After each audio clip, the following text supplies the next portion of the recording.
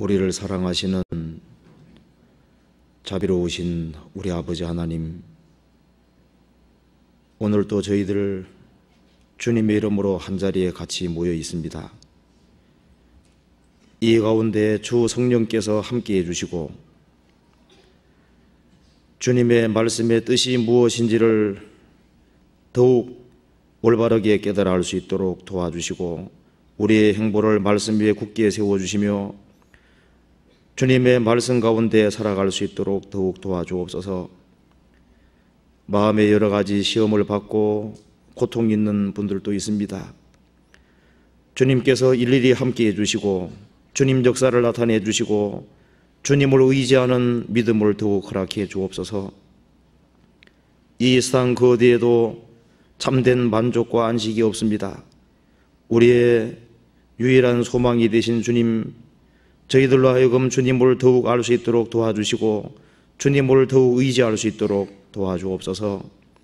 오늘 이 말씀이 우리의 심령 속에 깊이 새겨질 수 있도록 도와주옵소서. 그리고 멀리 미국에 전도 중에 있는 이유아 목사님 그리고 그 일행들에게 함께해 주시고 이번에도 많은 사람들이 구원받고 세워지는 귀한 역사가 있도록 도와주옵소서. 그리고 앞으로 있을 학예 수양에 그 모든 것이 원만하게 진행될 수 있도록 도와주시고 이번에도 많은 사람들이 구원받는 역사가 이루어지도록 도와주옵소서. 그리고 곡성에서 전도하는 서도성 목사님 그리고 충주에 전도하는 양상용 목사님 있습니다. 또 전국에 많은 집회가 있습니다. 서울교회당 그 주변에 또 많은 낮집회들이 있고 또 교회당 소집회도 있습니다. 집회가 있는 곳마다 주님이 함께해 주시고 한 사람도 이뤄지는 사람이 없도록 자비를 베풀어 주옵소서. 우리 나머지 모든 생에 주님의 거룩한 말씀으로 다스려 주옵소서. 오늘 이 시간 주 성령께서 도와주시기를 간절히 의지하오며 주 예수님 이름 받들어 기도하옵나이다. 아멘.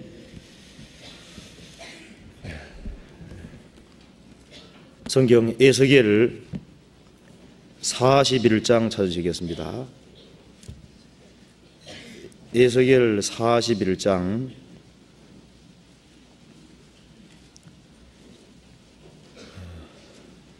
1218페이지입니다.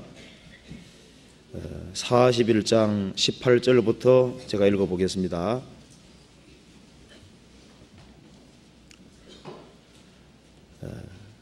널판에는 그룹들과 종려나무를 새겼는데 두 그룹 사이에 종려나무 하나가 있으며 매 그룹에 두 얼굴이 있으니 하나는 사람의 얼굴이라 이편 종려나무를 향하였고 하나는 어린 사자의 얼굴이라 저편 종려나무를 향하였으며 온 전 사면이 다 그러하며 땅에서부터 문통 위에까지 그룹들과 종려나무들을 새겼으니 성전벽이 다 그러하더라. 25절 이 성전문에 그룹과 종려나무를 새겼는데 벽에 있는 것과 같고 현관 앞에는 나무 디딤판이 있으며 현관 좌우편에는 닫힌 창도 있고 종려나무도 새겼고 전의 골방과 디딤판도 그러하더라. 거기까지입니다. 이유아 목사님께서 지금 미국에 여러 곳에 집회가 있고 또 학위 수양회가 후에 진행 중에 있습니다. 진행됩니다. 매년마다 미국에 더 많은 사람들이 구원을 받고 또 수양회를 할 때마다 더 많은 사람들이 참석을 하고 있습니다. 이번에도 귀한 역사가 있도록 같이 기도해 주시면 좋겠습니다. 오늘 이 시간에 에스겔 41장 말씀 중에 이게 종려나무가 많이 기록되어 있는데요. 이 종려나무에 대해서 같이 한번 생각하는 것이 필요하겠습니다. 이 에스겔 41장에 나와 있는 내용은 예수님이 지상 재림하시면은 지상에 이스라엘을 중심한 나라가 이루어지고 그 천년왕국의 예수님이 왕이 되시는데 그때 천년왕국 성전이 만들어집니다. 그 천년왕국 성전에 온통 벽에 종려나무 그림이 많이 새겨져 있는 것을 쭉 얘기를 하고 있습니다. 근데 왜 여기에서 종려나무들을 그렇게 많이 그려놓고 했을까요? 그걸 우리가 좀 생각해 봐야 되겠습니다. 여기 18절에 보시면은 널판에는 그룹들과 그룹 천사들이죠. 그룹들과 종려나무를 새겼는데 두 그룹 사이에 종려나무 하나가 있으며 매 그룹에 두 얼굴이 있으니 하나는 사람 얼굴이라 이편 종려나무를 향하였고 하나는 어린 사자의 얼굴이라 저편 종려나무를 향하였으며, 그러니까 이 두 그룹이 그려져 있는데 두 그룹 사이에 종려나무가 하나 있는데 한 그룹 천사 얼굴은 사람 얼굴이고 또 한 그룹 천사의 얼굴은 사자 얼굴인데 종려나무를 향하게 이렇게 되어 있습니다. 이것이 무엇을 가리킬까요? 물론 예수 그리스도입니다.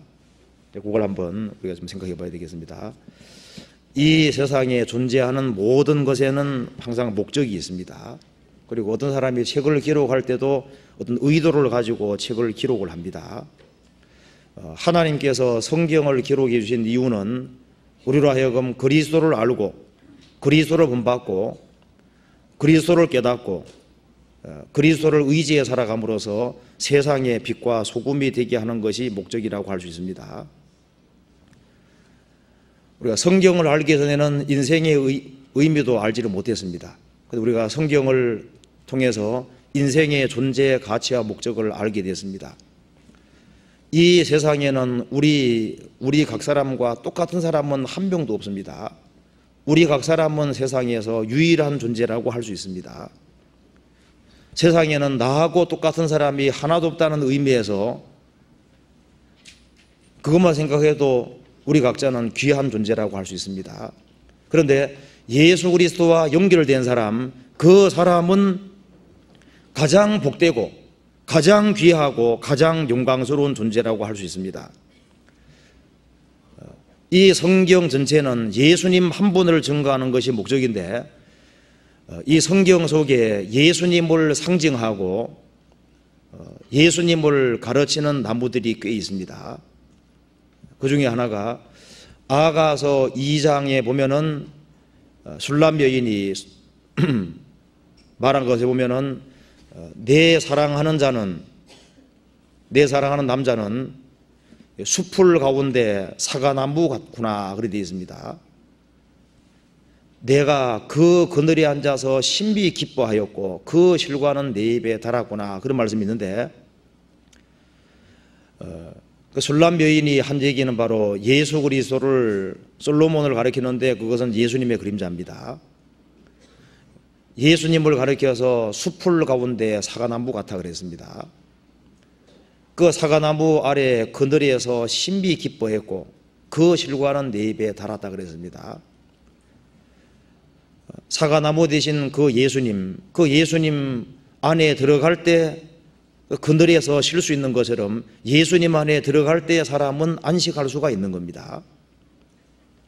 그리고 그 실과는 내 입에 달았구나. 그 사과나무에 그 과실이 있는 것처럼 그 예수님 안에서 쉬면서 그 예수님이 주시는 것을 공급받음으로써 힘을 얻도록 그렇게 되어 있습니다.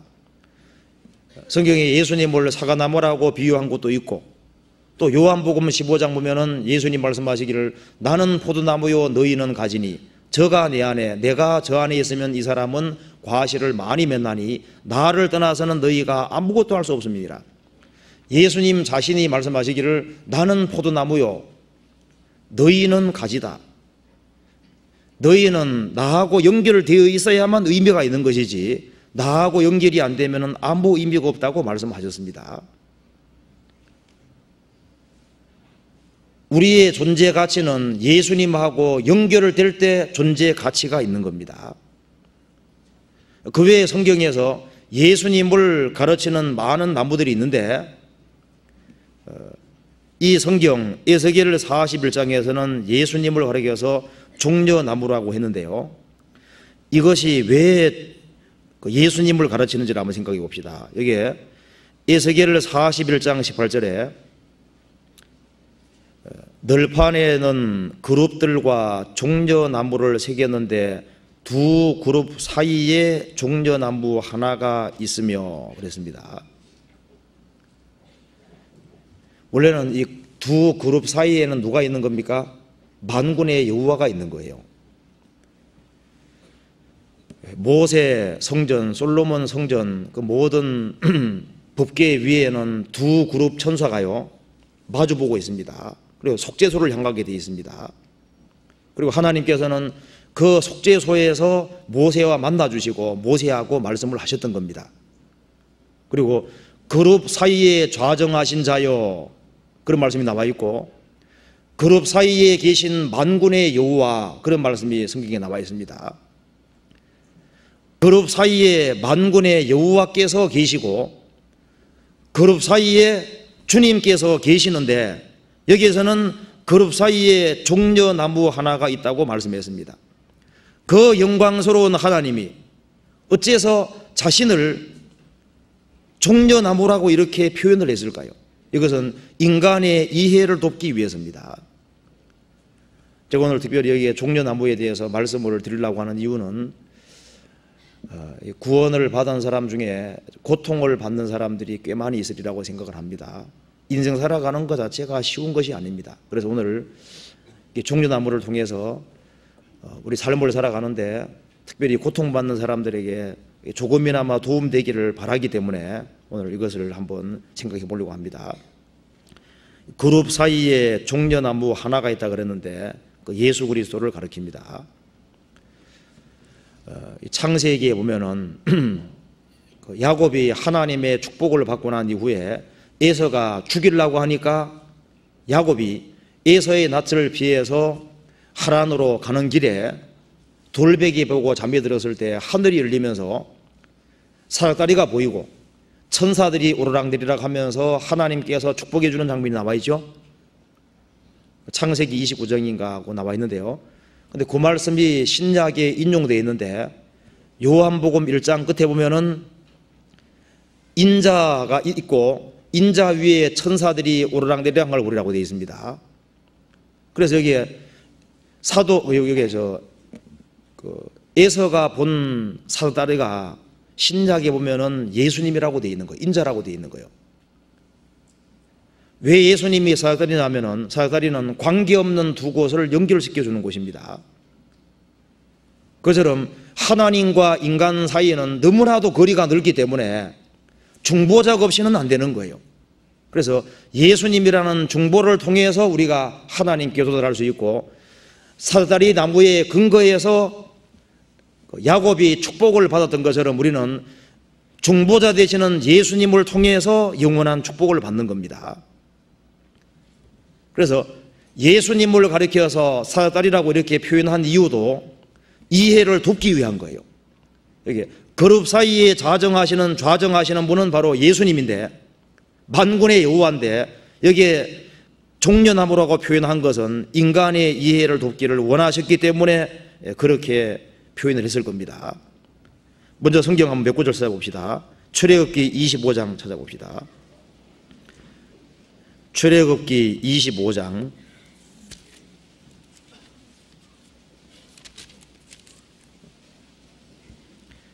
21절, 구약 120페이지입니다. 속죄소를 궤 위에 얹고 내가 네게 줄 증거판을 궤 속에 넣어라. 거기에서 내가 너와 만나고 속죄소 위 증거궤 위에 있는 두 그룹 사이에서 내가 이스라엘 자손을 위하여 내게 명할 모든 일을 내게 이르리라. 두 그룹 사이에서 내가, 속죄소위에서 내가 너희에게 말씀할 거다 그랬습니다. 민수기 7장 찾아보시겠습니다.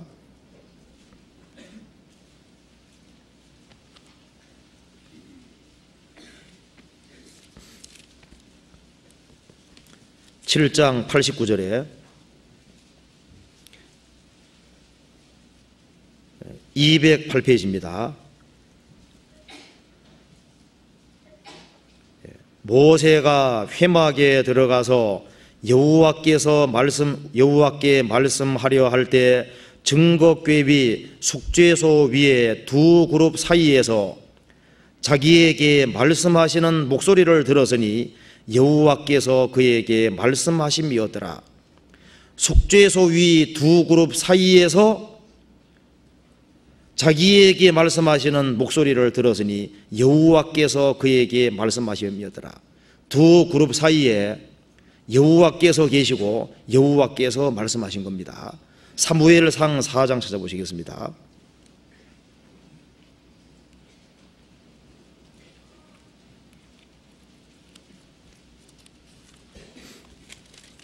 (4장 4절)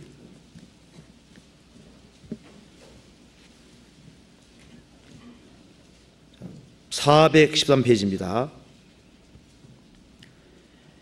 이에 백성이 실로에 보내어 그룹 사이에 계신 만군의 여호와, 그룹 사이에 계신 만군의 여호와의 언약궤를 거기에서 가져왔고 엘리의 두 아들 홈니와 비느하스는 하나님의 언약궤와 함께 거기 있었더라. 그룹 사이에 계신 만군의 여호와라 그랬습니다. 시편 80편 1절은 같이 읽어보시겠습니다. 시편 80편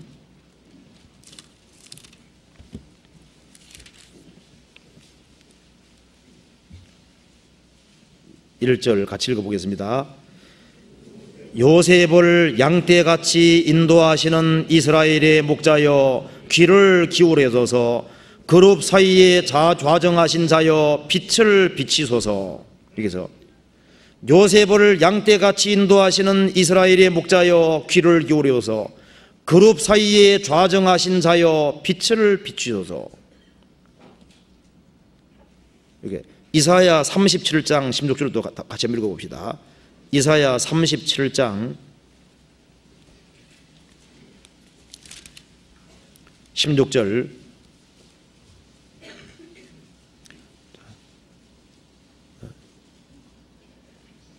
15절 16절 같이 읽어봅시다. 여호와께 기도하여 가로되 그룹 사이에 계신 이스라엘 하나님 만군의 여호와여, 주는 천하 만국의 유일하신 하나님이시라. 주께서 천지를 조성하셨나이다.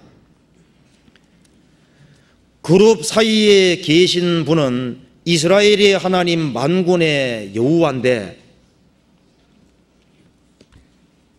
에스겔 41장에서는 그 두 그룹 사이에 종려나무 하나가 있다. 그리고 두 그룹 천사가 종려나무를 마주보도록 그렇게 돼 있다고 말입니다. 그럼 왜 예수님을 종려나무에다가 이렇게 비교를 했을까요? 종려나무의 특징 때문에 그러하다고 할 수 있습니다. 죽음만 있는 사막에서도 살아남는 것이 종려나무거든요. 종려나무는 다른 나무하고 다르게 뿌리를 아주 깊이까지 내려가는데 한 150m에서 한 200m까지 내려가는 거예요, 뿌리가. 그러니까 아주 삭막한 사막, 모든 것이 황폐한 그곳에서 종려나무는 뿌리를 아주 깊게 내리기 때문에요. 모든 죽음이 있는 그곳에서 죽음을 이기고 그 생명이 나타나는데, 그것이 바로 죽음을 이기신 예수 그리스도, 부활하신 예수 그리스도의 모형이 되는 겁니다. 노아 홍수 때 지구 전체가 물속에 잠기고 생명체가 코로 숨쉬는 거 다 죽었지 않습니까? 죽었을 때 제일 처음에 까마귀를 내보내니까 까마귀는 안 돌아왔습니다. 시체 먹느라고 안 들어오는 거예요. 비둘기 날려보내니까 비둘기는 접촉할 곳이 없어서 그냥 돌아왔습니다. 그 다음에 날려보내니까 감람새 잎사귀를 가져왔는데 죽음이 있는 곳에서 처음으로 생명이 나왔는데 그 감람새 잎사귀도 부활하신 예수님의 그림자고요. 그리고 아론의 쌍난 지팡이, 그것도 예수님 부활의 그림자입니다.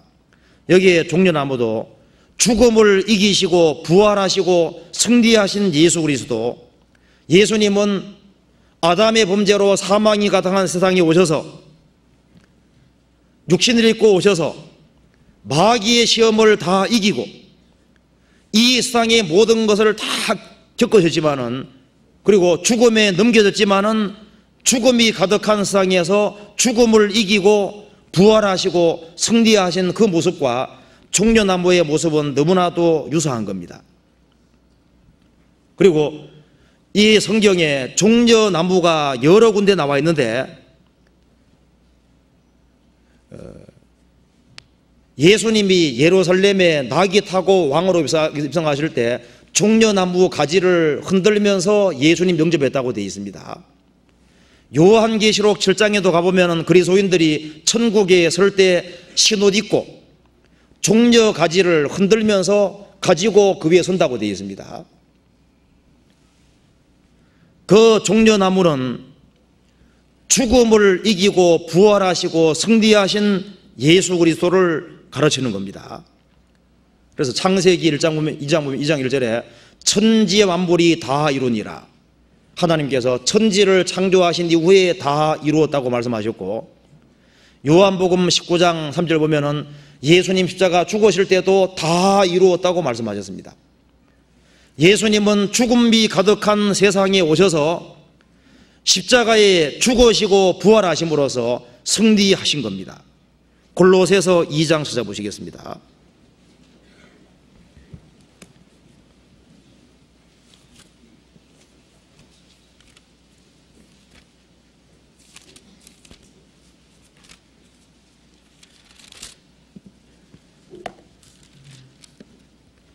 (2장) 13절에서부터 15절까지 325페이지입니다. 골로새서 2장 13절에서부터 15절까지 같이 읽어보겠습니다. 또 너희의 범죄와 육체의 무할례로 죽었던 너희를 하나님이 그와 함께 살리시고 우리에게 모든 죄를 사하시고 우리를 거스리고 우리를 대적하는 의문에 쓴 정서를 도말하시고 제하여 버리사 십자가에 못 박으시고 정사와 권세를 벗어버려 밝히 드러내시고 십자가로 승리하셨느니라. 너희 범죄와 육체의 무할례로 죽었던 너희를 하나님이 그와 함께 살리시고 우리에게 있는 모든 죄를 사하시고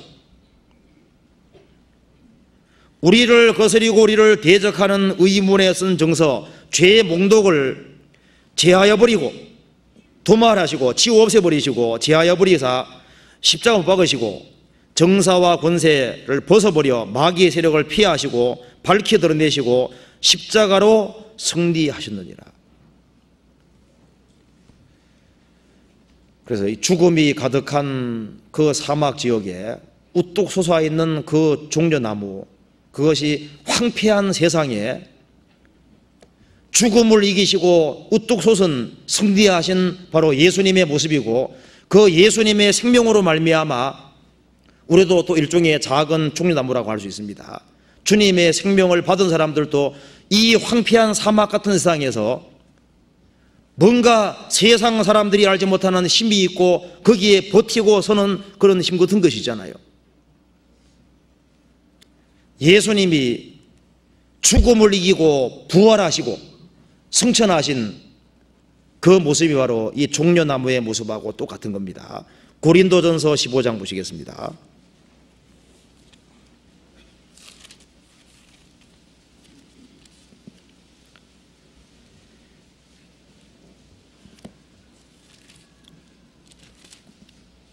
(15장) 3절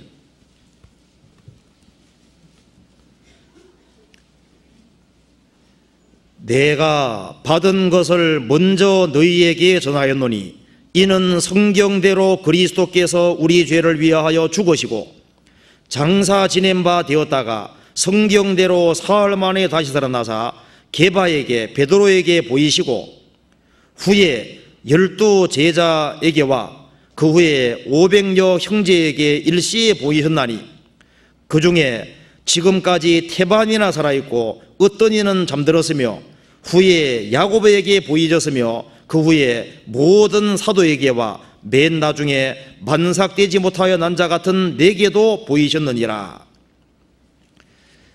예수님이 죽으시고 부활하신 것이 사실인데 초대교회 당시에도 부활이 없다는 사람들이 있었습니다. 그런데 예수님은 분명히 죽음을 이기시고 부활하셨습니다. 종려나무와 같이 모든 사망 있는 세계에서 죽음을 이기고 또 솟아 있는 것처럼 예수님은 부활하신 겁니다. 12절부터 20절까지 같이 읽어보시겠습니다. 그리스도께서 죽은 자 가운데서 다시 살아나셨다 전파되었거늘 너희 중에서 어떤 이들은 어찌하여 죽은 자 가운데서 부활이 없다 하느냐. 만일 죽은 자의 부활이 없으면 그리스도도 다시 살지 못하셨으리라. 그리스도께서 만일 다시 살지 못하셨으면 우리의 전파하는 것도 헛것이요 또 너희 믿음도 헛것이며 또 우리가 하나님의 거짓 증인으로 발견되리니 우리가 하나님이 그리스도를 다시 살리셨다고 증거하였습니다. 만일 죽은 자가 다시 사는 것이 없으면 하나님이 그리스도를 다시 살리시지 아니하셨으리라. 만일 죽은 자가 다시 사는 것이 없으면 그리스도 다시 사신 것이 없을 터이요 그리스도께서 다시 사신 것이 없으면 너희의 믿음도 헛되고 너희가 여전히 죄 가운데 있을 것이요 또한 그리스도 안에서 잠자는 자도 망하였으리니 만일 그리스도 안에서 우리의 바라는 것이 다만 이생뿐이면 모든 사람 가운데 우리가 더욱 불쌍한 자리라. 그러나 이제 그리스도께서 죽은 자 가운데서 다시 살아 잠자는 자들의 첫 열매가 되시도다. 부활이 없다면은 예수님이 부활한 것이 없다면은 예수님이 부활했다고 증거하는 사람은 다 거짓 증인이 되는 것이고 우리의 믿는 모든 믿음도 거짓이 되는 것이고 그리고 그리스도 안에서 죽은 자도 다 망하는 것이고 금세가 전부라면은 예수 믿는 사람은 가장 불쌍한 사람이 되는 거다. 그리고 예수님이 부활하지 않았다면은 우리 죄가 사해졌다는 것도 거짓말이 된다고 말입니다. 그렇지만은 예수님은 부활하신 것이 사실이기 때문에 우리 죄가 사해진 것도 확실한 사실이고 우리는 예수님이 부활했기 때문에 내세가 있고 그리고 우리를 위해서 영원한 행복이 기다리고 있는 것이 사실이고 또 예수님이 부활하셨기 때문에 우리도 부활하는 것이 분명한 사실인 겁니다. 그렇잖아요.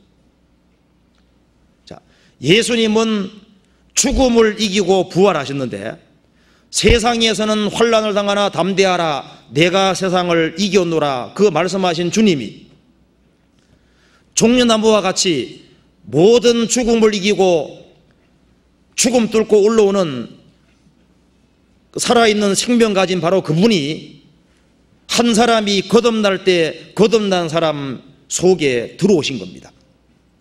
그래서 모든 것을 이기신 주님, 사망을 패하시고 승리하신 주님, 그 이기신 주님이 한 사람이 거듭날 때 속에 들어오는 거예요. 죄 사함을 얻어라 그리하면 성령을 선물로 받으리니 죄를 사함 받은 사람 속에 성령이 선물로 와 계시고 성령이 주의 영입니다. 우리는 하나의 어떤 질그릇에 불과한데 이 질그릇 안에 죽음을 이기신 부활하신 주님이 우리 속에 들어와 계신 거예요. 그렇기 때문에 그리스도인은 약한 것처럼 보이지만 약한 것이 아닙니다.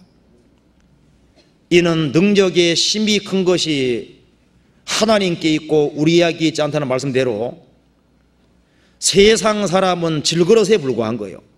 아무리 강한 것처럼 보여도 갑자기 죽음이 닥쳐오면 꼼짝 못합니다. 그대로 깨져버리는 거예요. 그리스도인들은 약한 것처럼 보이지만 가장 강하신 주님이 속에 들어와 있습니다. 그래서 주님의 생명이 거듭난 사람 속에 들어와 있는 거예요.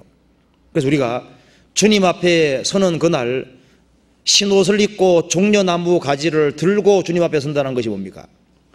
우리의 구원도 주님께로부터 왔고 우리가 이 세상 살아나가는 가운데 여러 가지 환난과 역경 이긴 그 모든 것이 바로 주님의 부활의 생명, 이기신 그 생명 때문에 우리가 지금까지 지켜지고 보존되어 있고, 그리고 우리가 신앙생활하는 그 모든 힘이 바로 부활하시고 승천하신 주님께로부터 왔다는 사실을 설명하는 겁니다.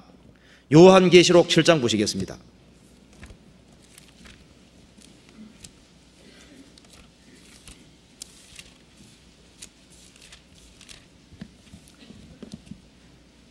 예, 7장 9절입니다.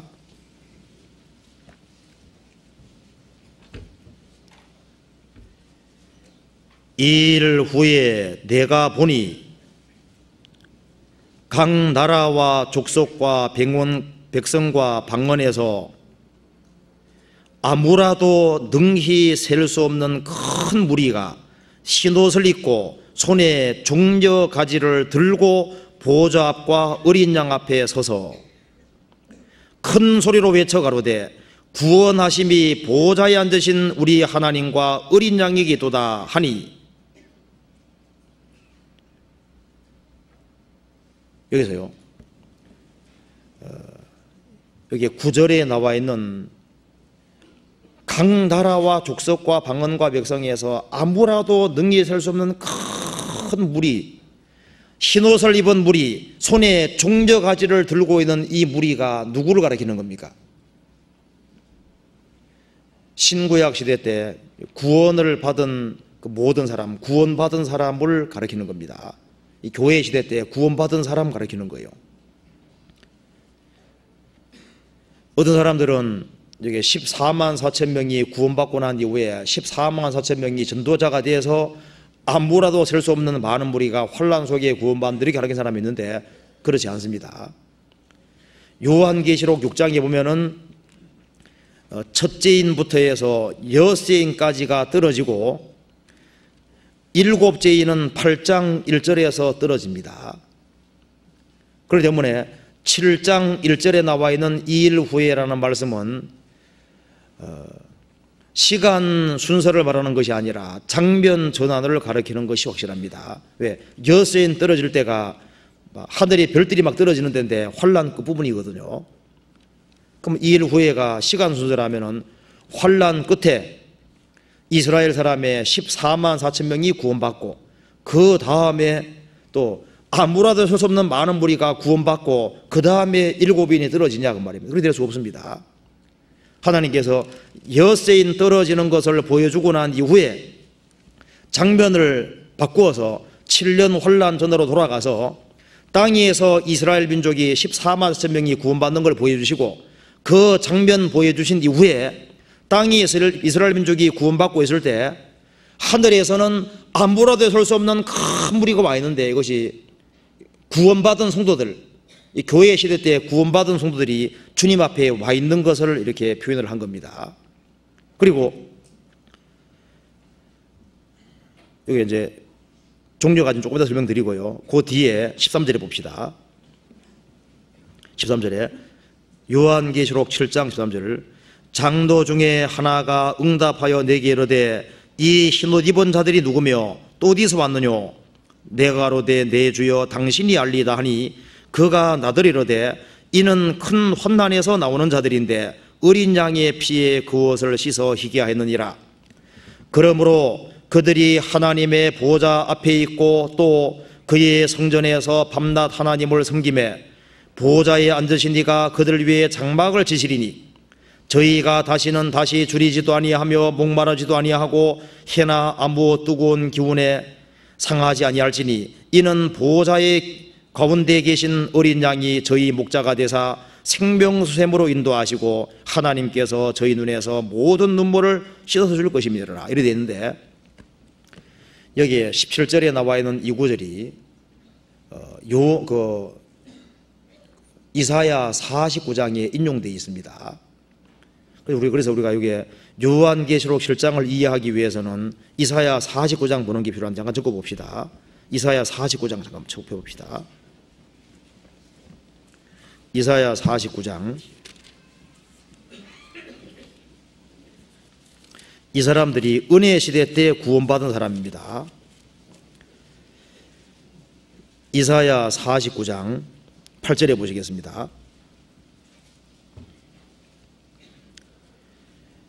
여호와께서 또 가라사대 은혜의 때에 내가 내게 응답하였고 구원의 날에 내가 너를 도왔도다. 이 말씀에서 이 이사야 49장 8절 말씀이 고린도서 6장에 인용되어 있는데, 은혜의 때에 내가 내게 응답하였고 구원의 날에 내가 너를 도와도다. 사도 바울이 말씀하기를 보라 지금은 은혜 받을 만한 때요 보라 지금은 구원의 날이라 할 때 이 구절을 인용해서 얘기를 했습니다. 이 은혜 시대 때가 주어질 것을 예언하신 말씀인데, 그리고 9절에 보시겠습니다. 내가 잡혀있는 자에게 이르기를 나오라 하며 흑암에 있는 자에게 나타나리라 하리라. 그들이 길에서 먹겠고 그들의 모든 자산에도 그들의 풀밭이 있을 것인지요. 사탄의 권세, 죄의 마귀에게 잡혀있는 자에게 이르기를 나오라. 흑암에 있는 자에게 빛 가운데 나타나라 하리라. 그래서 주님의 부르심 받아 사탄의 권세에서, 죄의 권세에서 나온 사람들은 주님께서 인생길에서 먹게 하겠고, 모든 자산 벌거숭이 산에서도 아무것도 없는 그곳에서도 그들의 풀밭은 있을 것인지요. 이스라엘이 애굽에서 건짐받고 40년 동안 광야를 통과할 때 광야는 자산이고 먹을 것이 없는데 하나님께서 하늘에서 만나를 내리시고 반석에서 물을 주셔서 이스라엘을 통과하게 하신 것처럼 신약 시대 때도 하나님께서 직접 그리스도인들을 인도해 가고 있습니다.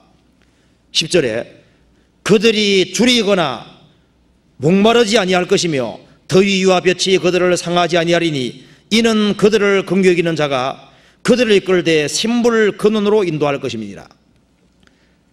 에집트에서 이스라엘 민족을 건져내서 험악한 광야를 통과하게 하고, 거기에는 더위가 있고 햇볕이 있고 그런 광야를 통과하기 위해서 샘물 근원으로 인도하는 것처럼 가나안 땅에 이끄셨습니다.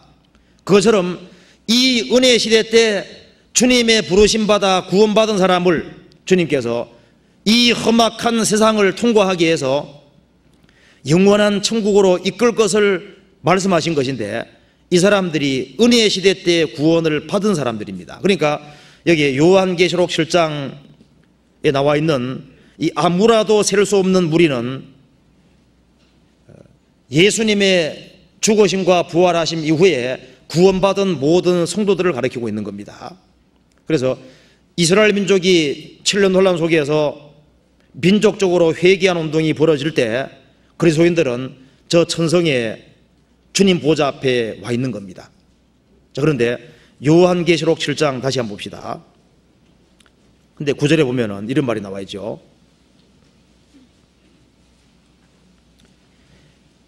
이 일 후에 내가 보니 각 나라와 족속과 백성과 방언에서 아무라도 능히 설 수 없는 큰 무리가 이래 돼 있는데, 이 속에 내가 포함됩니까 안 됩니까? 여기에 내가 포함 안 되면 진짜 불행이잖아요. 그렇잖아요. 자, 주님이 오시는 그날 그리스도인들이 저 보좌 위에 올라가서 아무라도 능히 설 수 없는 큰 무리, 그 무리 속에 자기가 들어있다면 그 사람은 정말 복된 사람인데, 우리 같은 타락된 죄인이 어떻게 그 무한히 거룩한 천국, 주님이 계신 그 보좌 위에 어떻게 설 수가 있겠습니까? 그 이유는 여기에 두 가지를 얘기했습니다. 흰옷을 입고 손에 종려가지를 들고 보좌 앞에 서서 구원하심이 보좌에 앉으신 우리 하나님과 어린 양에게 있도다.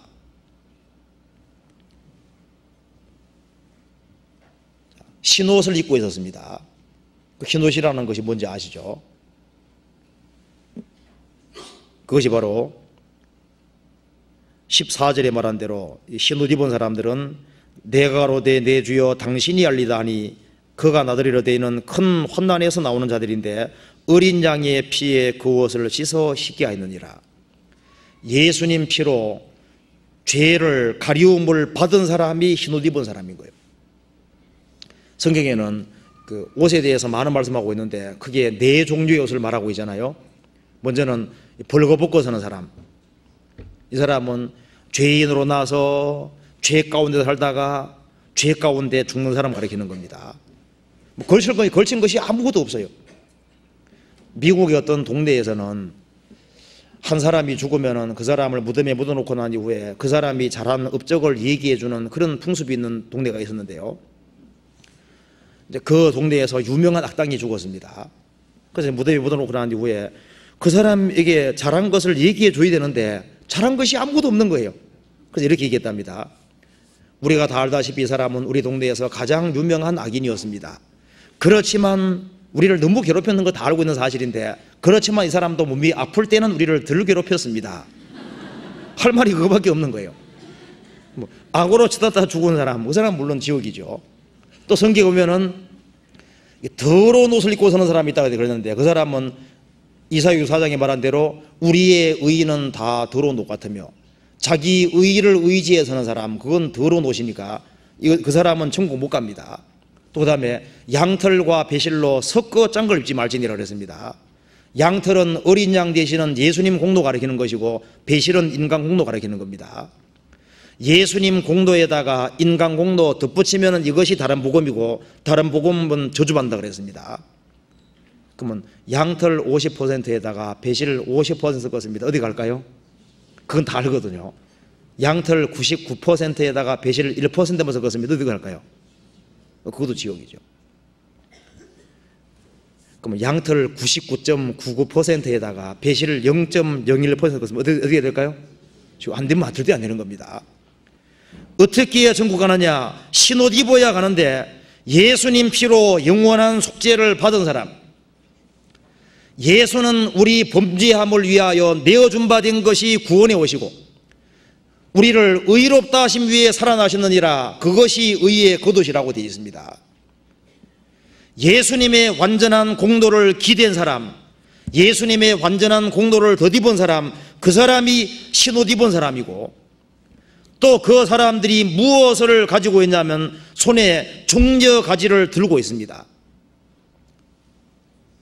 부활하신 주님, 죽음을 이기신 주님, 그 주님으로 말미암아 우리도 죽음을 이기고 영원한 생명을 얻은 거잖아요. 예수님의 부활의 생명은 죽음을 이기신 생명인데 그 생명이 우리에게 주어졌기 때문에 예수님이 부활의 첫 열매가 되셨고 그 부활의 첫 열매 되신 주님이 우리 속에 들어오셨기 때문에 우리도 생명을 얻은 겁니다. 우리가 영생을 얻은 것은 오로지 주님으로 말미암아 되어진 겁니다. 그래서 여기에 손에 종려 가지를 들고 보좌 앞에 섰습니다. 그리고 역대 구속받은 모든 사람은 흰옷도 거저 주어진 것이고 종려 가지도 거저 주어진 겁니다. 왜 거듭난 사람은 이 세상의 사람과 다르냐 하면은 거듭나는 순간에 이 세상을 이기신 주님이 속에 들어와 있는 겁니다. 그렇기 때문에 구원받은 사람은 물과 기름처럼 세상과 안 섞이도록 되어 있는 거예요. 그리고 절대 합치가 될 수가 없습니다. 그리고 이기신 생명이 들어와 있기 때문에 거듭난 모든 사람은 이긴다고 되어 있는 거예요. 넘어질 때도 있지만은 이깁니다. 요한 1서 5장 찾아보시겠습니다. 5장 4절 5절입니다.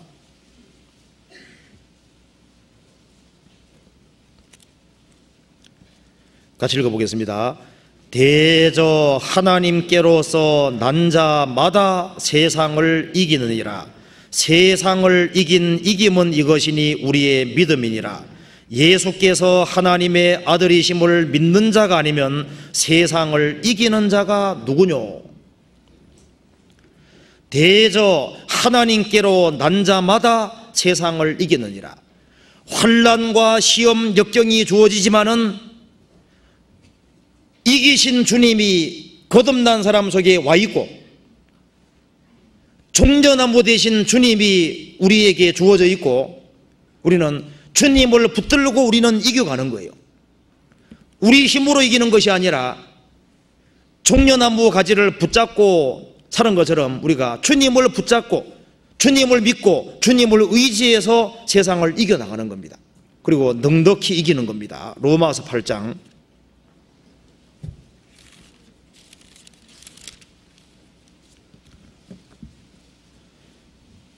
8장 33절에서부터 37절까지 250페이지 똑같이 읽어보겠습니다.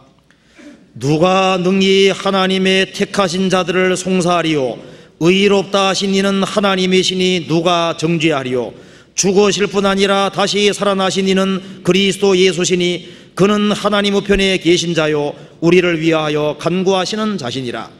누가 우리를 그리스도의 사랑에서 끊으리요 환난이나 곤고나 핍박이나 기근이나 적신이나 위험이나 가리랴. 기록된 바 우리가 종일 주를 위하여 죽임을 당케 되며 도살할 양같이 여김을 받았나이다 함과 같으니라. 그러나 이 모든 일에 우리를 사랑하시는 이로 말미암아 우리가 넉넉히 이기느니라. 우리가 이 세상을 이기고 저 영광스러운 세계 위에 서게 된 그 모든 영광은 주님께 돌아가야 되는 겁니다. 신옷도 주님으로 말미암아 주어진 거고 종려가지도 주님으로 말미암아 주어진 겁니다. 종려나무가 주님이거든요. 그 가지를 우리에게 주신 거예요. 우리가 주님의 생명을 받았고 그 생명 때문에 그리스도인들은 이기는 겁니다. 1521년에 루터가 보름스 국회에 출두하라는 명령을 받았습니다. 황제가 있는 자리에서 재판받아야 됩니다. 그거 하면 틀림없이 죽는 겁니다. 그때 루터의 모든 친구들이 막았습니다. 루터, 너는 가면 죽는다. 어떻게 혈일 단신으로 갈 수 있느냐? 루터가 얘기하기를 이렇게 얘기했습니다. 나를 대적하는 원수가 브룸스 시의 지붕에 기와장만큼 많다 해도 나는 갈 것이다. 지옥의 권세를 쳐서 이기신 예수 그리스도의 권세로 나는 브룸스로 간다. 왜 그 사람에게 담대할 수 있었을까요? 모든 사망을 이기신 주님이 그 주님의 생명이 루터 속에 들어와 있었던 겁니다. 그리고 루터가 쓴 모든 책을 취소하라는 그런 신문을 받았을 때 이렇게 얘기했습니다. 성경의 뒷받침을 받지 못한 로마 교회나 교회의 어떤 결의도 나는 받아들일 수 없습니다. 그것들은 서로 모순되기 때문입니다. 이제 내 양심은 하나님께 사로잡혀 있습니다. 그러므로 나는 아무것도 실수할 수 없습니다. 하나님이여 나를 두어서서 내가 여기 있나이다. 하나님의 도움이 아니었으면 루터는 죽었습니다. 역대 구원받은 그리스도인들이 얼마나 많은 환난과 역경을 받았습니까? 그렇지만은 그 모든 것을 넉넉히 이겼는데 그 이유는 죽음을 이기신 주님, 그 주님이 같이 계시기 때문에 모든 것을 이기는 거예요. 한 사람이 거듭났을지라도 거듭나고 난 이후에 평안한 길을 걸어가는 것이 아닙니다. 주님이 생명을 주셨고 이길 힘과 능력이 우리 안에 계시기 때문에 이 세상 살아가면서 인생이라는 바다를 통과하게 하는 겁니다. 거기에서 어려움이라는 게 주어집니다. 어려움은 주시지만은 이길 힘도 주시는 거예요. 주님이 내게 고난 주신다면은 이길 힘도 주시는 분입니다. 그리고 종려나무는 뿌리가 저 깊은 땅 밑에 수원지하고 딱 연결되어 있는 거예요. 그처럼 주님하고 그리스도인들은 밀접하게 연결되어 있습니다. 주와 판자는 한 생명이고 영원한 생명 가지신 주님과 결탁이 되기 때문에 세상 사람들이 알지 못하는 힘이 있습니다. 주님이 내게 어려운 고난 주신다면은 그만큼 이길 힘도 더 주실 거예요. 틀림없이 그거 있습니다. 성경 마가복음 4장 찾아보시겠습니다.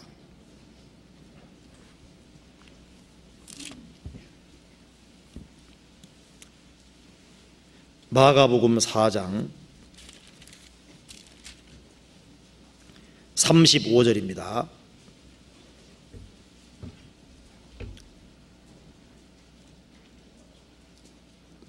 그날 저물 때 제자들에게 이르시되 우리가 저편으로 건너가자 하시니 저희가 무리를 떠나 예수를 배에 계신 그대로 모시고 가매 다른 배들도 함께 하더니 큰 광풍이 일어나며 물결이 부딪혀 배에 들어와 배에 가득하게 되었더라.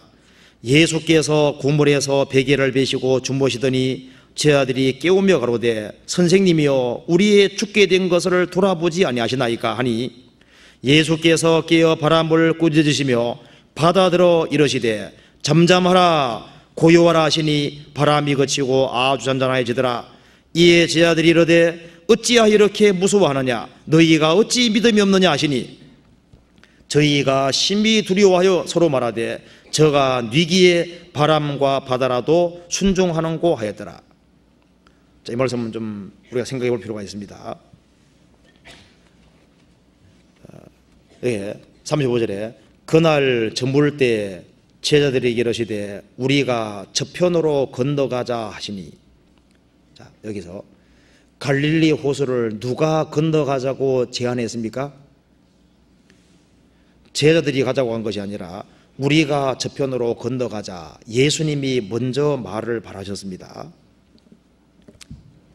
이 갈릴리 호수, 이제 여기서 이 갈릴리 호수가 이 세상의 그림자입니다. 예수님 말씀하시기를 우리가 저편으로 건너가자, 그 말씀대로 주님의 제자들은 주님과 함께하는 사람들인데 주님 말씀하시기를 우리가 저편으로 건너가자, 바다지만은 건너가자, 그렇게 말씀하셨습니다. 그것처럼 우리 각자에도 주님께서 말씀하시는 것이 있습니다. 우리도 주님과 함께하는 사람인데 주님께서 건너가자 그렇게 말씀하시는 겁니다. 이 세상을 건너가야 됩니다. 통과해야 되는 거예요. 주님이 가기를, 건너가기를 원하시는 곳이 있습니다. 그리고 우리와 함께 건너가기를 원하시는 곳이 있습니다. 주님은 우리를 세상에서 데려가시기를 원하는 것이 아니라 이 세상에 살면서 이겨나가는 걸 원하시는 거예요. 그리고 우리가 함께 건너가자, 건너가자고 하면 건너가야 되는 겁니다. 그러면 주님이 이 갈릴리 호수를 건너가자고 말씀하셨으니까 아무 일이 없어야 되는 거 아니겠습니까? 그런데 36절에 보면은 저희가 무리를 떠나 예수를 배에 계신 그대로 모시고 가매 다른 배들도 함께 하더라. 예수님이 먼저 가자고 말씀하셨고, 그리고 주님과 함께 주님을 모시고 바다를 건너갑니다. 제자들은 아주 마음 푹 놓고 가지 않겠습니까? 그런데 무슨 일이 생겼냐면은 37절에 큰 광풍이 일어나며 물결이 부딪혀 배에 들어와 배에 가득하게 되었더라. 이게 웬일입니까? 주님이 가자고 하신 길이고 주님이 건너가자고 하신 길이고 주님이 함께하는 길인데 큰 광풍이 일어나고 물결이 부딪혀 배에 들어와 배에 가득하게 되었더라. 왜 이런 케이스를 주님 만들어 놨을까요? 주님과 함께 걸어가는 길이지만은 평탄한 길이 아니다 그 말입니다. 구원받고 난 이후에 평탄만 오리라고 생각하면 안 됩니다. 주님과 함께 하는데 광풍이 일어나고 물결이 배에 부딪혀서 배에 들어와서 배가 잠기게 되도록, 이제 뭐 까딱하면 그냥 죽는 거예요. 이제 그런 상황을 주님께서 만들어 두시는 겁니다. 그것처럼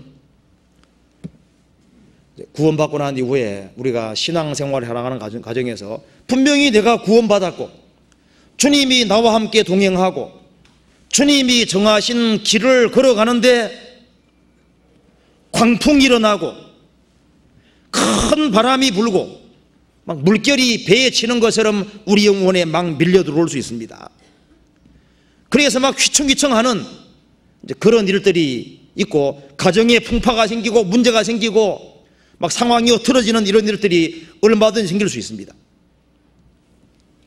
우리가 구원받고 난 이후에 이런 일을 여러 번 겪는 사람도 있고 더 많이 겪는 사람도 있고 적게 겪는 사람, 어쨌든 겪기는 겪는 거예요. 자, 이거 생각해 봅시다. 성경에 보면은 영혼을 배라고 표현한 것이 있는데요. 이 영혼이라는 배 안에 주님이 계시고 우리는 주님과 함께 걷고 주님과 함께 하는 길인데 우리 영혼에 말할 수 없는 그런 파도, 우리를 괴롭게 하는 파도가 생기는 거예요. 여기에 물결이 부딪혀 배에 들어와 배에 가득하게 되었더라. 이 말씀을 조금 더 우리가 깊게 생각을 해봅시다. 시편 69편 찾아보시겠어요? 이거 잠깐 접어두시고요. 이거 또 봐야 되니까요. 69편, 시편 69편 찾아보시겠습니다.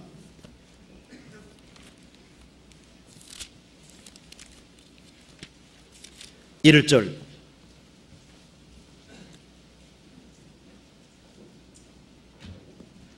하나님이여 나를 구원하소서. 물들이 내 영혼까지 흘러 들어왔나이다.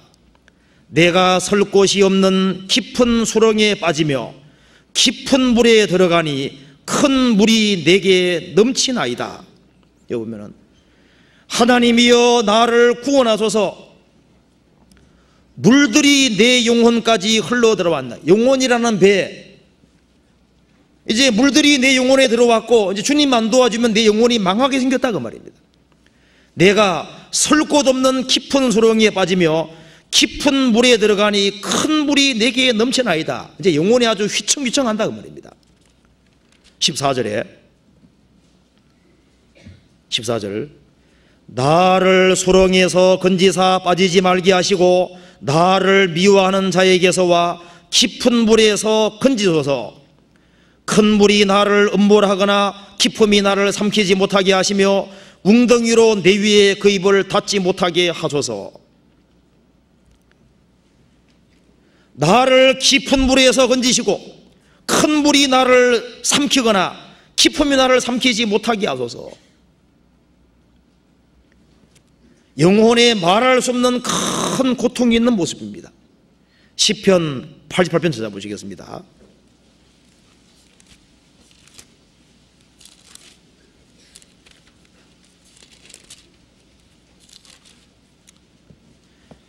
육 절 7절 같이 읽어보겠습니다. 주께서 나를 깊은 웅덩이 어두운 곳 음침한 데 두려싸우며 주의 노가 나를 심히 누르시고 주의 모든 파도로 나를 괴롭게 하셨나이다. 주의 노가 나를 심히 누르시고 주의 모든 파도로 나를 괴롭게 하셨나이다. 인생 살아가면 주님께서 너무나도 큰 고통을 허락하시는 일이 있습니다. 왜 주님이 함께 하시는데 이렇게 괴로움을 겪는 걸 허락하실까요? 시편 144편 보시겠습니다.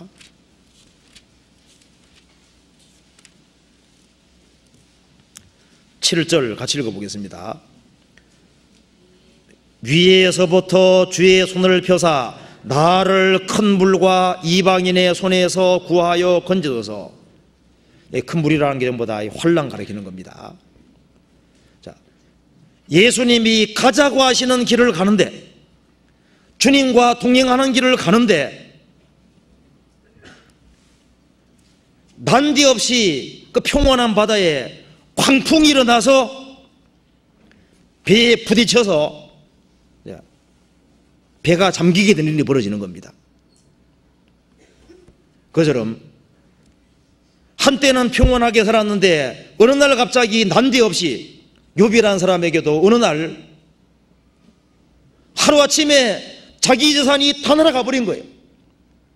하루아침에 자녀가 10명이나 죽었고 머리부터 발까지 병이 들어버린 거예요. 그래서 욥은 마음에 말할 수 없는 큰 고통받았고 그 물결이 부딪히면서 그 사람 영혼에 밀고 들어온 거예요. 그래서 영혼에 오랫동안 고통과 근심이 있었습니다. 우리 각자에게도 마찬가지입니다.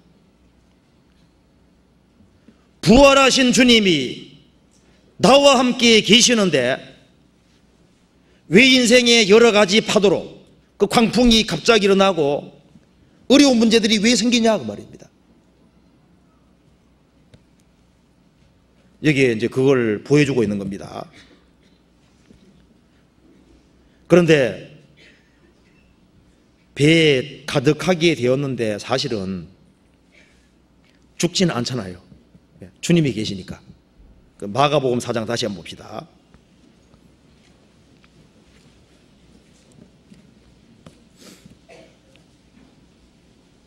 37절에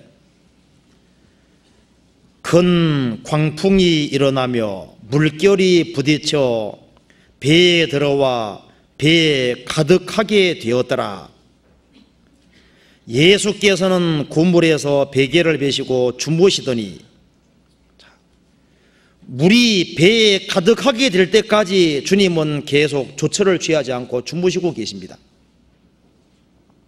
왜 그럴까요? 왜? 하나님, 내가 이렇게 큰 고통을 받고 지금 마음에 말할 수 없는 그런 갈등과 여러 가지 어려움이 있는데 왜 하나님 잠잠히 계십니까? 그런 기도들이 성경에 많이 나옵니다. 그 이유가 뭘까요? 그 이유 중에 첫 번째는 우리의 믿음을 시험하기 위해서입니다. 이 속에서 예수님 제자들의 믿음이 시험되는 거예요. 자기 믿음이 어느 정도인지를 보게 되는 거예요. 우리 믿음이 시험되는 겁니다. 평상시에 모르는데 말할 수 없는 어떤 고통과 어려움 가운데 들어갈 때 자기 믿음의 진정한 상태가 드러나는 거예요. 또 한 가지 왜 이런 걸 허락하셨냐면 주님의 능력을 보이기 위해서입니다. 왜 이런 말할 수 없는 어려움을 허락하셨냐면 주님을 더욱 의지하게 하기 위해서, 우리 신앙의 상태를 그대로 있는 그대로 보여주기 위해서, 그리고 이런 어려움 속에서 주님께 더욱 기도하고 주님께 매달리게 하기 위해서 이렇게 하신 겁니다. 주님께서 오랫동안 그리스도인들이 어려움 당하는 걸 허락할 수 있습니다. 그것은 미워서가 아니라 그게 중요한 뜻과 계획이 있기 때문입니다. 그리고 주님은 내가 이렇게 했다 하고 마음이 이렇게 고통받고 있는데 대답을 전혀 하지 않습니다. 침묵하고 있는 것처럼 봅니다. 주무시던 이것이 뭡니까? 내가 낮에도 부르짖고 밤에도 부르짖는데 어찌하여 잠잠하시나이까? 그 모습과 똑같잖아요. 38절에 예수께서는 그물에서 베개를 베시고 주무시더니 제자들이 깨우며 가로되 선생님이여 우리의 죽게 된 것을 돌아보지 아니하시나이까? 예수께서 깨어, 예수님은 한계가 달했을 때 깨셨습니다. 이때가 능력 나타냈을 때입니다. 주님은 인간의 한계가 다할 때, 인간이 어찌할 수 없는 그런 시점에 들어가면은 그때서야 비로소 주님의 능력을 나타내시는 겁니다. 깨어 바람을 꾸짖으시며 바다들어 이르시되 잠잠하라 고요하라 하시니 바람이 그치고 아주 잔잔하여지더라. 내가 아무리 극한 고통 가운데 들어간다 할지라도 주님이 계셔서 주님이 내게 말씀 한마디만 해주시면은 문제는 확실히 해결돼 버립니다. 천지를 창조하신 것이 말씀입니다. 이 우주를 붙잡고 있는 것이 말씀인 것처럼, 죄와 허물로 죽었던 영혼을 살리신 것이 말씀인 것처럼, 내가 어떤 고통과 어려움 속에 있다 할지라도 주님이 우리 영혼에 참으로 말씀해 주시면은 영혼의 평화가 오는 거예요. 도와줄 것이 믿어집니다. 잠잠하라 고요하라 하시니 바람이 그치고 아주 잔잔하여 지더라. 이에 제자들에게 이르시되 어찌하여 이렇게 무서워하느냐 너희가 어찌 믿음이 없느냐 하시니 저희가 심히 두려워 서로 말하되 저가 뉘기에 바람과 바다라도 순종하는가 하더라. 이 시련을 통해서 제자들은 자신들이 죽음을 무서워하는 그런 연약한 존재라는 것을 더 알게 됐고, 자신들의 믿음이 얼마나 적은지를 알게 됐고, 자기 진정한 상태를 알게 됐고, 주님을 더욱 알게 됐습니다. 저가 뉘기에 바람과 바다라도 순종하는고, 저가 뉘기에, 그분이 누굽니까? 만군의 여호와, 천지를 창조하신 분입니다. 그잖아요. 예수 그리스도는 어제나 오늘이나 영원토록 동일하시니라. 이런 과정을 만들어 두신 이유는 실족은 허락하지 않으시되 시련은 통과하도록 하시는 겁니다.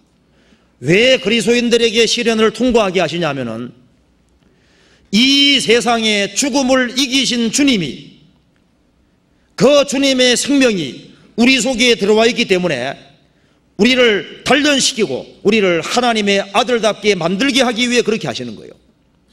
나의 가는 길을 오직 그가 아시나니 그가 나를 단련하신 후에는 내가 정금같이 나오리라. 주님이 어려움 주실 때 내 사정을 주님 모르실 리가 없습니다. 정확히 다 아십니다. 내 사정을 주님이 아실까? 알고 말고요. 성경 이사야 40장 찾아보시겠습니다.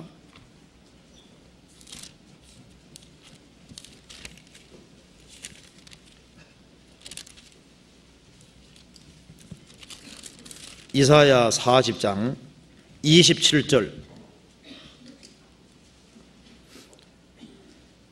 야곱아 내가 어찌하여 말하며 이스라엘아 내가 어찌하여 이르기를 내 사정은 여호와께 숨겨졌으며 원통한 것은 내 하나님에게서 수리하심을 받지 못한다 하느냐. 예수님의 제자들의 사정을 주님 다 아셨습니다. 이 광풍이 일어나고 물결이 부딪히고 배에 가득하게 된 거 주님 다 아셨어요. 그처럼 우리 각 사람의 사정을 머리털까지 다 되시는 그분이 다 아십니다. 야곱아 내가 어찌하여 말하며 이스라엘아 내가 어찌하여 이르기를 내 사정은 여호와께 숨겨졌으며 원통한 것은 내 하나님에게서 수리하심 고치심 받지 못한다 하느냐. 그런 말하면 안 된다는 겁니다. 28절 너는 알지 못하였느냐 듣지 못하였느냐 영원하신 하나님 여호와 땅끝까지 창조하신 자는 피곤치 아니하며 곤비치 아니하시며 명철이 한이 없으시며 피곤한 자에게는 능력을 주시며 무능한 자에게는 힘을 더하시나니 소년이라도 피곤하며 곤비하며 장정이라도 넘어지며 자빠지되 그다가 적겠습니다. 오직 여호와를 앙망하는 자는 새 힘을 얻으리니 독수리의 날개치며 올라감 같을 것이요 다른 박질하여도 곤비치 아니겠고 걸어가도 피곤치 아니하리로다. 우리가 세상을 어떻게 이기냐면은 종려나무 대신 그 가지를 붙잡고 이기는 거예요. 우리가 무엇으로 이기냐면은 주님께 이 기대고 주님께 의지해서 주님께 연결되어서 이기는 겁니다. 우리가 종려나무 가지를 붙잡았다는 것이 뭐예요?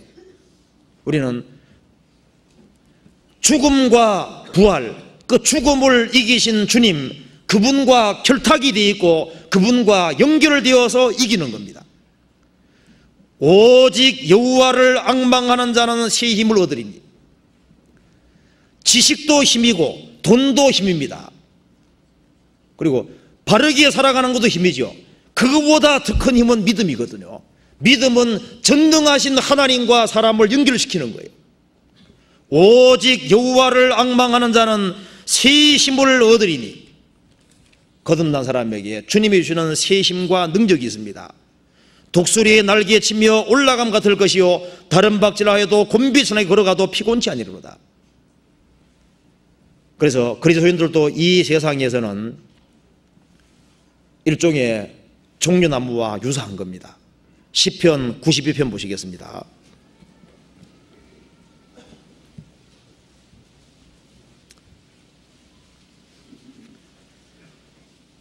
92편 7절입니다.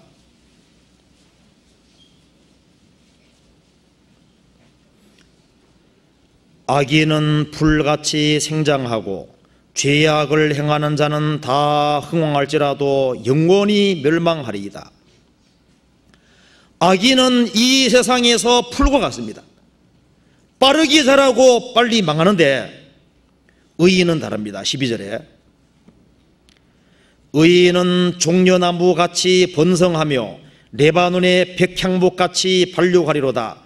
여호와의 집에 심겼으며 우리 하나님의 궁정에서 흥왕하리로다.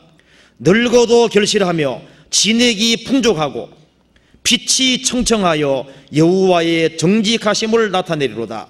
여호와는 나의 바위시라 그에게는 불의가 없도다. 구원받지 아니한 악인이 풀과 같다면 의인은 종려나무 같습니다. 예수님을 종려나무라 그랬는데 의인도 종려나무 같아 그랬습니다. 그리스도인들도 주님의 생명을 받았기 때문에 종려나무와 같습니다. 의인은 종려나무같이 번성하며 레바논의 백향목같이 발육하리로다. 여호와의 집에 심겼으며, 신약시대에 말하면 여호와 집이 어디입니까? 어디가 여호와의 집이에요? 교회가 여호와의 집입니다. 여호와의 집에 있음이옵니까? 심겼음이옵니까? 우리 원래부터 여기 있었던 게 아니잖아요. 심겼다는 것은 딴 곳에 있다가 심겨졌다는 겁니다. 우리는 우리 힘으로 여기에 와 있는 게 아니에요. 이 세상에서 소망 없이 헤매고 있을 때 주님의 힘으로 구원됐고 주님의 능력으로 붙잡혀서 여기에 심겨져 있는 겁니다. 여호와의 집에 심겼으며 우리 하나님의 궁정에서 흥왕하리로다. 이게 심겼다는 것은 고정되어 있는 겁니다. 자기 위치를 지키고 있는 모습입니다. 그리고 여호와의 집에 심겨서 거기에서 온갖 양분을 공급받는 거예요. 그리고 종려나무와 백향목 똑같이 상독수고 그리고 하나같이 곱게 자라는 나무입니다. 그리고 백향목은 특별히 아주 튼튼한 나무입니다. 그래서 건축 용재로 이게 백향목이 사용되는 겁니다. 아주 단단한 나무입니다. 그리고 아주 곱고 바르게 자라는 나무입니다. 그리고 여기에 종려나무는 열매가 아주 굉장히 많습니다. 여호와의 집에 심겨있는 그리스도인들, 주님의 생명을 공급받고 생명이 주님과 결탁되어 있는 그 사람들은 이 세상에서 곱고 바르게 살려고 하는 겁니다. 세상 사람들은 양심을 굽히라 그러거든요. 너 조금만 신앙생활을 뒤로 하면은 수지 맞는 수가 생긴다. 그럴지라도 그리스도인들은 바르고 정직하게 사는 길을 택하는 겁니다. 종려나무는 곱고 바르게 자라거든요. 그리고 거기에는 주님께로부터 받은 생명이 있기 때문에 많은 열매라는 것이 있습니다.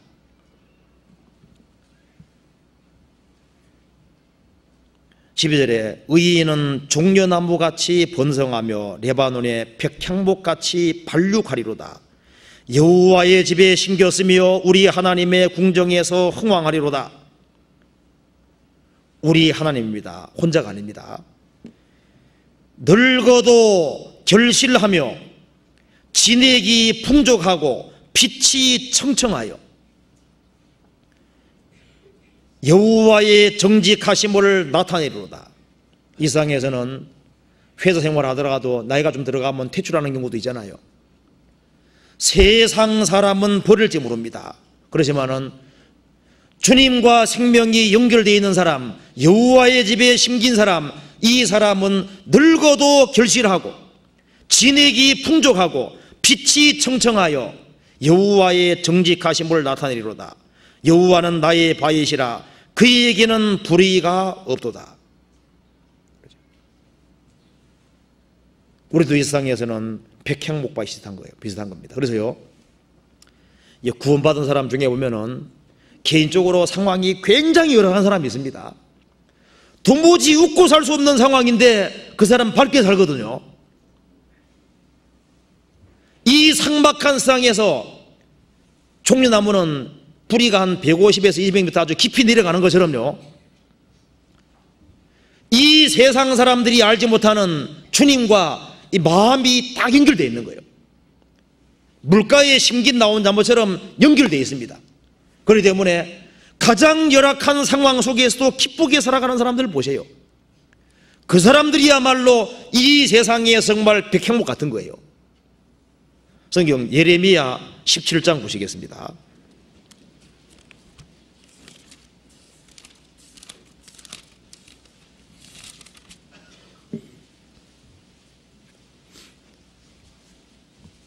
(5절)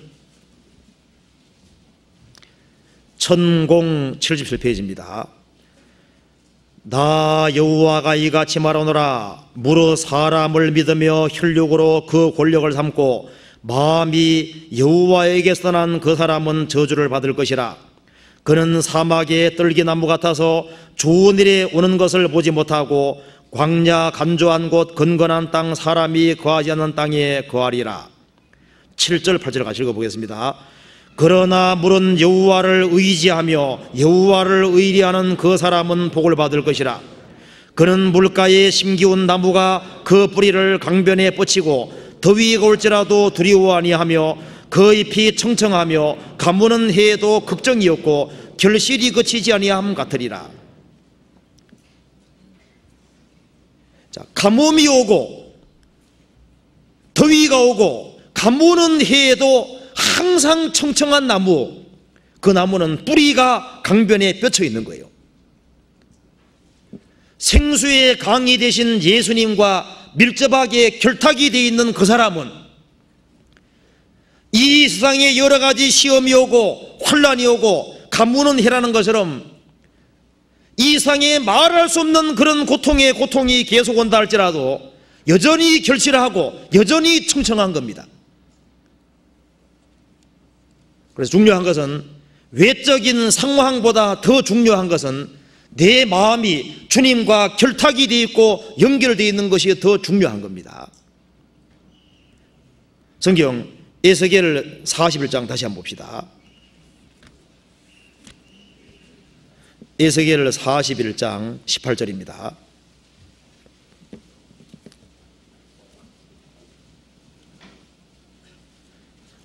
(41장 18절에) 널판에는 그룹들과 종려나무를 새겼는데 두 그룹 사이에 종려나무 하나가 있으며 매 그룹에 둘골이 있으니 하나는 사람의 얼굴이라 이편 종려나무를 향하였고 하나는 어린 사의 얼굴이라 저편 종려나무를 향하였으며 온 전 사면이 다 그러하며 땅에서부터 문통 위에까지 그룹들과 종려나무를 새겼으며 성전벽이 다 그러하더라. 25절에 이 성전문에 그룹과 종려나무를 새겼는데 벽에 있는 것 같고 현관 앞에는 나무 디딤판이 있으며 현관 좌우편에는 닫힌 창도 있고 종려나무가 새겼고 나무도 새겼고 전의 골방과 디딤판도 그러하더라. 그러니까 온통 뭐 두성입니까? 두성이라면 좀 이상한데 온통 종려나무로 되어 있는 거예요. 그게 뭘 가리키는 겁니까? 천전왕국 성전에 온통 종려나무입니다. 우리가 영원한 천국에 들어가도 그 예수님이 영원히 기념되는, 예수님을 기념하기 위해서 그게 다 나와 있는 거예요. 종려나무로 되어 있습니다.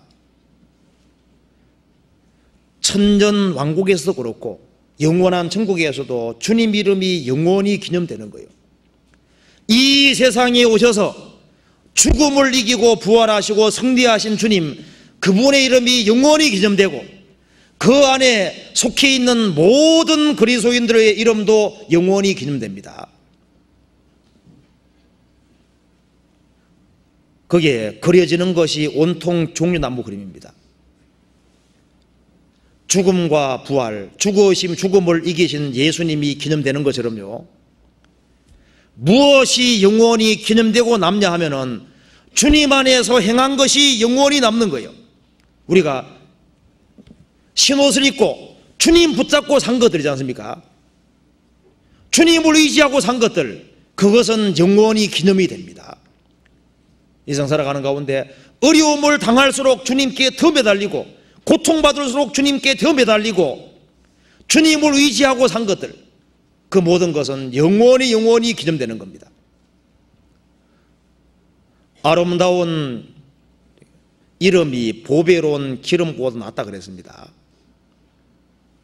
죽는 날이 출생한 날보다 낫다. 이 세상에서 아름다운 이름을 얻은 사람은 죽는 날이 출생한 날보다 훨씬 낫고 말고요. 누가 아름다운 이름을 얻은 사람입니까? 주님을 얻고 주님 안에 살고 주님 의지하고 살고 우리가 주님께 기대고 사는 그 모든 것은 영원히 남는 거예요. 우리가 이 세상에 산 모든 것들, 진리 가운데 살아간 모든 것들, 그리스도 안에 행한 모든 것은 영원히 남습니다. 그리고 거듭난 그리스도인의 삶은 또 다른 사람 영향을 미치지 않습니까? 제가 하나 글에 보니까 이렇게 나오더라고요. 우리 삶이 다른 사람에게 영향 미친다는 걸 이렇게 표현했습니다.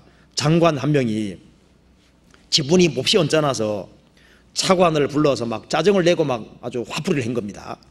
그러니까 차관은 국장 불러가지고 화풀이 하는 거예요. 국장은 또 과장 불러서 화풀이 하고, 과장은 또 계장 불러서 화풀이 하고, 계장은 계원에게 화풀이 하고, 계원은 화풀이 할 데가 없으니까 수위에게 화풀이 하고, 수위는 가서 그냥 자기 아내한테 화풀이 하고, 아내는 또 화가 나니까 고양이에게 화풀이 해가지고 고양이 내쫓았다 그러잖아요. 그러니까 위에서 하나 잘 못했는데 줄줄이 연결되어서 영향 미치는 겁니다. 윗사람이 잘못해서 아래 사람이 줄줄이 나쁜 영향 받을 수도 있고, 우리의 삶은 다른 사람에게 영향을 미치도록 되어 있습니다. 천전 왕국의 그 성전, 그게 온통 종려나무가 있는 그것이 주님을 기념하기 위한 거예요. 그래서 여러분, 주님 안에 행한 모든 것은 영원히 기념되는 겁니다. 그래서 우리가 구원받고 난 이후에 구원도 주님으로 말미암아 되어졌고, 우리가 일상을 살아가면서 조금이라도 이기고 살아가고 극복하는 그 모든 것이 있다면 가만히 돌이켜보면 주님의 힘입니다. 우리 힘으로 지금까지 신앙생활을 할 수 있었겠습니까? 우리가 구원받고 난 다음에, 저도 20년이 조금 지났습니다만은, 내가 지금까지 여기에 있고 구원받은 사람들이 모인 무리 가운데 살고 있는 이것이 누구 힘으로 됐겠습니까? 이것은 종려나무 되신 주님의 힘입니다. 부활하신 주님의 힘과 주님의 능력이 붙잡아서 여기 있는 거예요. 우리가 이 세상에서 버티고 사는 것을 가만히 생각해 보면은 그건 주님의 힘인 겁니다. 그렇잖아요. 그래서 천국에 들어가면 주님 이름을 영원히 기념하게 되는 거예요. 그래서 여기에 종려나무는 사막에도 삽니다. 왜? 뿌리를 깊게 내려서 연결되기 때문입니다.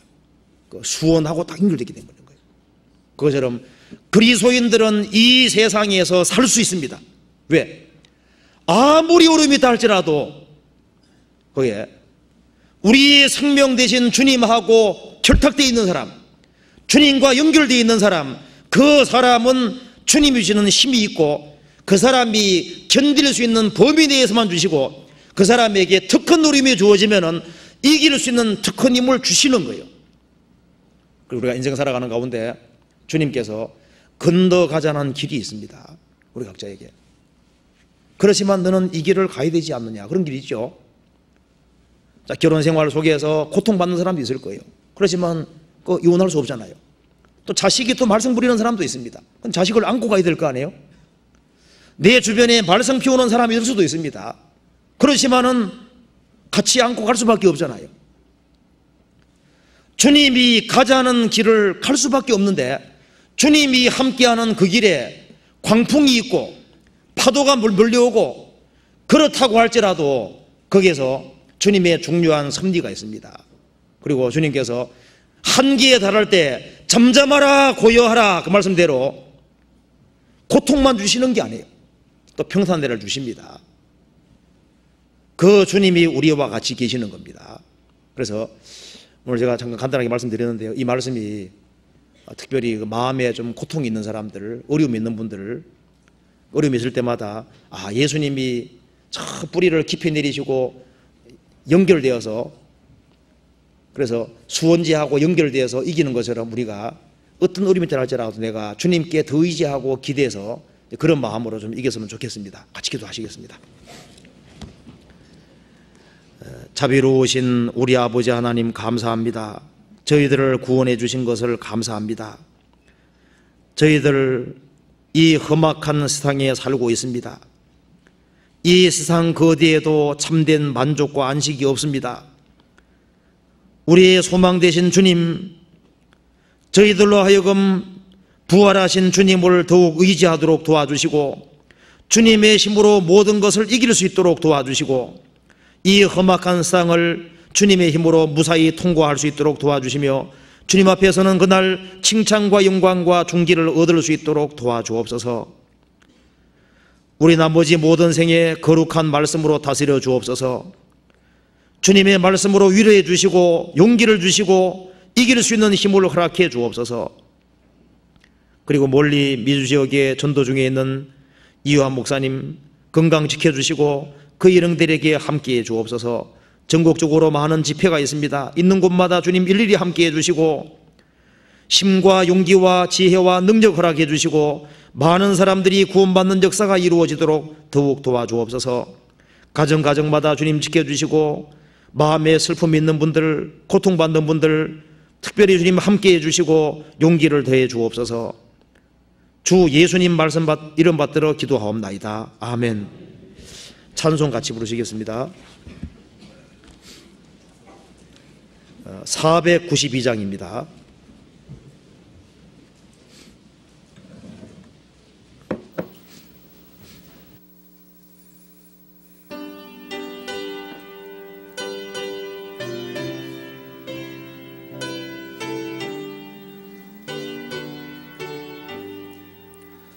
나의 영원하신 기여 생명보다 귀하다. 나의 갈 길 다가도록 나와 동행하소서. 주께로 가까이 주께로 가오니 나의 갈 길 다가도록 나와 동행하소서.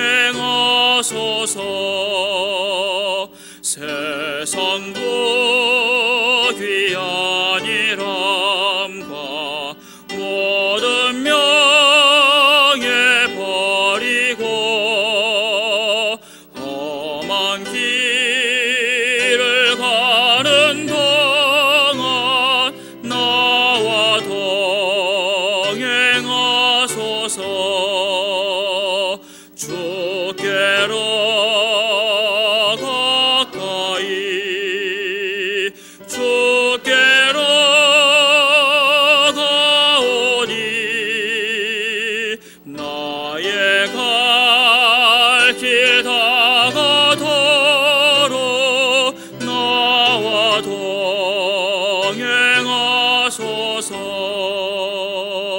어두운 슬쩍 지나가며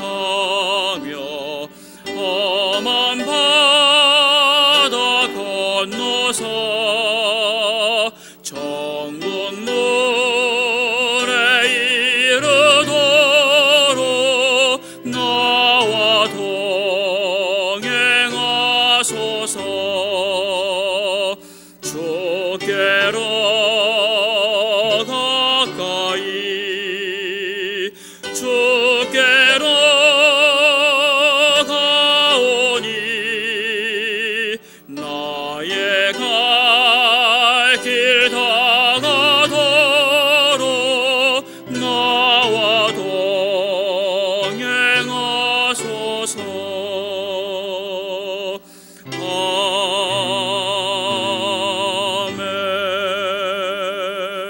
아멘. 마치겠습니다.